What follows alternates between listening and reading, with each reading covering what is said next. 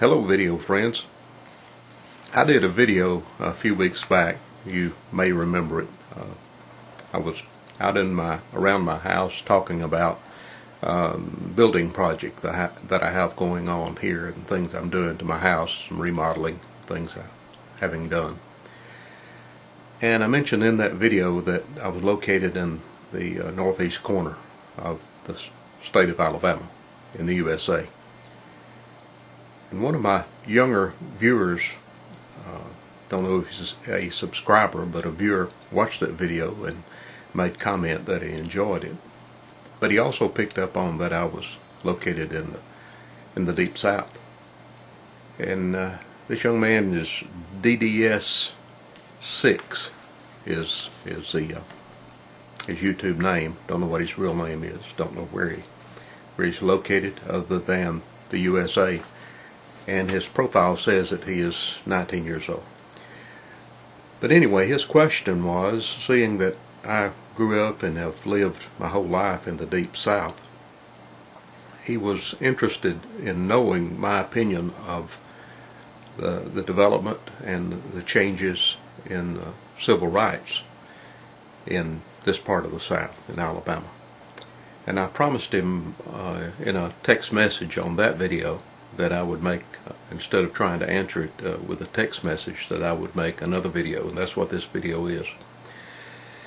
Now, this is such a broad subject, and I'm not going to try to go back and teach any history or give a lot of information about a subject that is so broad it'd be impossible to cover in a book, much less here in the short video. What I want to do is give you my own remembrances of things that happened during the 50s, the 60s, maybe the 70s, concerning the civil rights movement in the South. And I guess before I do that, I should go back and do a little bit of preparation to. And all this is my own opinion. Like I say, I'm not trying to teach you history or cover a very broad subject in a short time. But to understand what I want to say about that subject, I need to do a little background. And most people know that we had a great war between the states here in the US of A between the years 1860 and 1865, when just hundreds of thousands of Americans lost their lives fighting, in essence, fighting each other. The biggest loss we've ever had in a war was our own war, our Civil War, terrible war. And it was fought over, and here there's a lot of disagreement too about why that war was even fought. But it was concerning slavery, race relations, states' rights, and again, I'm not going to go into all of that. But we need to remember that that war was ended in 1865. Sounds like a long time ago, unless you think about people's ages. And I like to think about my own father. He was born in 1915, still living. He's 91 years old. He was born in 1915. That means he was born only, 35, 50 years after the end of the Civil War. There were still many Civil War veterans left around when he was born, and as he was growing up into a young man. And times were, if you don't study the effects that the Civil War had, the war between the states had on the South, it was terrible times in the South after the war, for a lot of reasons that you can go back in history and read. But people suffered. White people suffered. Black people suffered. Everybody in the whole South suffered for many, many years after the Civil War. This area was devastated. The South was devastated. That's all you can say about it. It took a long time to recover. And we had a lot of outside interference come into the South after the war. They call them carpetbaggers that came in and tried to be our government and run this part of the country. And it just caused a whole lot of hard feelings. They were hard feelings between white Southerners and white Northerners that came in. there were hard feelings still between whites and blacks that carried on after the war. And the economic conditions were just terrible bad for decades, way on up into the 1900s after the war because of that war. So things were bad. People just didn't have good lives. They weren't able to be educated as they should have been. They didn't have as happy family lives as they could have because of that war. So all this affected what happened in the 1900s here in the South. All those bad feelings were brought forward. And even up into, say, 1930, the Great Depression again hit our whole country. And the South was still in recovery from the Civil War up in the first part of the 1900s. And the Depression came along in the 1930s and it kicked it back down. And they were just a lot of bad feelings and people, desperate people around in those years. And it was not a good atmosphere for race relations. There was, like I say, hatred left over from the Civil War. There was battling for jobs because of bad economic conditions way on up into the 1900s. So I guess the race relations in the South were affected by that. I was born in 1945, and of course I don't remember a whole lot in my earliest years, but here's the things that I do remember. I remember when I was less than 5 years old, my mother had some health problems and needed help with me and my older brother. We were both still small children. And the person that helped us, and I still remember her slightly, was a colored woman who came in and took care of me and my brother like we were her own children. Her name was Aunt Luge, was what she was called. And I guess that developed in me early on a feeling toward black people. And it's real easy to look at the movies and read the books and listen to the news and think that everybody in the South hated black people hated white people. They were constantly fighting, and white people were constantly lynching and beating up black people. But I didn't see that. I saw a lot of people that cared for each other. Even in those early days, we cared greatly for this lady that took care of us, and she cared for us. We were friends, and there was no thought of race problems at that time in my world at that time. And one of my early playmates was a little black boy that lived close to where we lived, and he came down and we played together as childhood friends. So there again, there weren't any white kids living by, but we made it fine. There was no problem being black and white in the South at that time. Now what there were laws, I guess leftover laws from whatever, the Civil War, the war between the states, and there were bad laws. And there were also rules, maybe unwritten rules, that were not good. And things that I can remember seeing that, at that age when you're a child, you don't really know unfair. When you live in a condition where certain things are accepted by both sides and expected, you don't think there's anything wrong with that. And that's the way it was in my growing up years in the South. It was expected for a white person to dominate over a black person. And that's just the way it had been since slavery days, since the war, and it just never did change. And even people that had good relations, there was still a sort of unwritten understanding that the white person was somehow considered the leader, or I guess even the better of that black person. But there were some fine black people, black families, black communities, and black churches way on back. But they were separate. And that was accepted too. There were black churches, there were white churches, there were black schools, there were white schools, there were black communities, there were white communities. And nobody seemed to think a whole lot about it. And there wasn't a whole lot of abuse. I have never in my life seen, and I can honestly say this, and seen in person, not leaving out movies and TV, I have never seen a white person badly abuse a black person. And certainly never seen beatings or hangings or anything like that. I've never seen a KKK party, and I've lived 61 years in the Deep South. Now, not to say I haven't known of some KKK members, but I've never seen any overt actions by members of that group. And that's a different matter and a different subject that I won't get into. But anyway, things I did notice.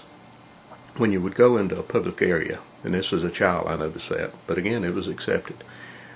Drinking fountains or restrooms, there would be a sign that said white only, and there'd be a sign that said colored. And the black people drank from the fountain with their label, and the white people drank from the fountain with the white label. And there was no question. They were both equally clean or equally available. It was just separated. Again, that separation that went back so long. Bathrooms, same way. There were black bathrooms, there were white bathrooms. It didn't interchange.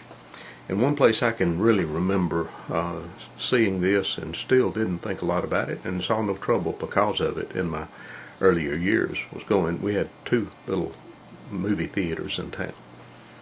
And at this movie theater, there was a window, there was a booth set up out front. And in that booth, there was two lines. There was a line that went straight into the booth, where white people got in line and bought their tickets. There was a window, the same person waiting on customers. There was a window off to the right with another line that black people went in, bought their tickets. It's in separate windows from the same person out in front of the theater. They went through separate doors. The white people went through double doors on the right, a big broad lobby area. The black people went through a single door on the left, and there was an iron railing that divided that walkway all the way down through the lobby. The black people stayed in their area, white people stayed in their area. Now, problem here was, it wasn't a problem, but it something that stuck in my mind. The popcorn machine and the drink machine and the candy machine was in the white area lobby. And I've seen black children stand, understanding rules, stand in their area, and white children will go over and get out popcorn, Coke, candy, and bring back to the black children that were going back to their area. When you went through the next doors going into the theater, the white people went down into the bottom area of the theater, the seats down the bottom. The black people went upstairs into a balcony area, and it was black only. The bottom was white only. So that stood out greatly. And there wasn't even any signs at the theater. It was just understood that's the way it was. And nobody really questioned it. And that went on up into the 60s. The Civil Rights Movement changed that, of course. There was rules written saying that you cannot do this anymore. You cannot have separate fountains. You cannot have separate bathrooms. You cannot separate people at a business, at a movie, at a game. And also it went on to say that you cannot separate people in schools. I graduated out of high school in 1964. At that time, there was no integration in this town in the South. The black people were at their school, the white people were at their school. And slowly after those laws came into effect, that did change without any problem in this area. And it was a slow process. They brought a few students in, and over time it grew, and there's just never been bad racial problems in my town of this part of Alabama, this part of the South, because of those things. Now, step back a little bit, and I'd mentioned there that there were understood separations. there were even understood separations in the white part of that society. They were, I've heard them classified as people saying they were white trash white people. And there was a separation there between other people that might have been poor people, but there was a certain lifestyle there that people even designated that those people are below us because they don't go by certain rules, and they were called, I guess many of them deservedly were separated and thought little of or less of. There were even black people in the community that highly respected more than some of the white people that were considered to be in that lower class. So it wasn't all white or black. There was separation among both groups. There were black people that had members of their part of the community that they thought were shouldn't be mixed with, shouldn't be included in their society because of their lifestyle. So they even separated the classes of black people. And through the years, that's been many years ago, and still in this town, there's all kind of laws that says that anybody that wants to be mixed with other races can be. But even in this area today, there's black churches, there are white churches. There's a little intermingling, not a lot. There's a little intermingling of marriages, not a lot. Schools, of course, since they're run by the government, are completely integrated. And even our communities are still segregated. There's a black area of town, there's white areas of town, and there's some intermingling there. But it's by today, instead of by law, it's by choice that there's still separation, and that seems to be the way it's preferred. But there's no trouble because of it. And you've always heard of the voting problems, and those were true problems that were worked out so that black people could vote as well as white. I went off to the University of Alabama in 1964, and the university was being forcibly integrated at that time, and again slowly, but a few black students coming in. There was some trouble there at the university. Not bad trouble, but some trouble that made national news. Some actions of the governor, political things went on, but I never, even the years I was there, I never saw any bad actions between the races. So that may not be what you were expecting to hear. Maybe you wanted to hear about some of the dramatic things you see in the movies and dramatic things you see on the news, but I just can't tell you those. It's just not what I saw when I was growing up. And I think I knew enough people and lived in enough parts of this area to kind of know what was going on. Now, I can't say there wasn't hatred. There was hatred, but the hatred was, how can you put it? It was maybe the hatred was because of maybe the education or the intelligence of some of the people that had the hatred. I wouldn't say at all that all white people hated all black people, but there were certain members of our community that had hatred for the black community, for the colored community.